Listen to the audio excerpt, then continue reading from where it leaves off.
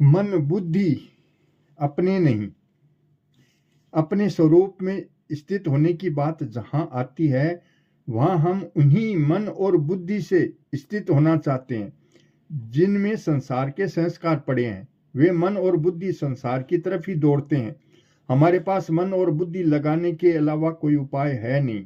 ऐसी स्थिति में हम मन बुद्धि से कैसे अलग हों?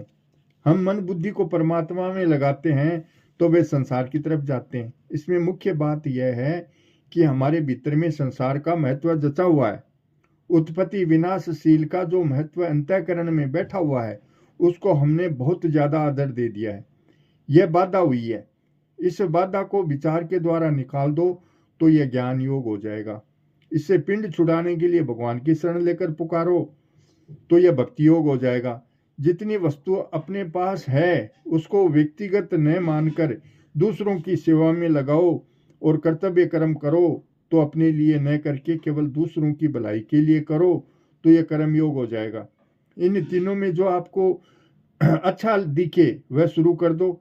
वस्तुओं को व्यक्तियों की सेवा में लगाओ, समाधि भी सेवा में लगा दो, अपने शरीर को मन बुद्धि को सेवा में लगा दो। केवल दूसरों को सुख पहुंचाना है और खुद बिल्कुल अचाह होना है। जड़ की कोई भी चाह रखोगे तो बंधन रहेगा, इसमें थोड़ा बहुत भी संदेह नहीं है। यह बात खास जज जानी चाहिए कि संसार की कोई भी चाह रखोगे तो दुख से बंधन से कभी बच नहीं सकते, क्योंकि दूसरों की चाहना रखेंगे, दूसरों से सुख चाहेंगे तो पराधीन होना ही पड़ेगा। और पराधीन सपने सुख नहीं, कुछ भी चाह मत रखो तो दुख मिट जाएगा। बुद्धि संसार में जाती है तो उसको जाने दो।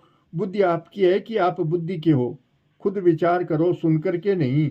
आपकी बुद्धि संसार में जाती है तो आप बुद्धि में अपनापन मत रखो। बुद्धि तो आपकी वृत्ति है, उसको चाहे जहाँ नहीं लगा सको तो उससे विमुख अलग हो जाओ कि मैं बुद्धि का दृष्टा हूँ, देखने वाला हूँ, बुद्धि से बिल्कुल अलग हूँ, खुद बुद्धि को जानने वाला है।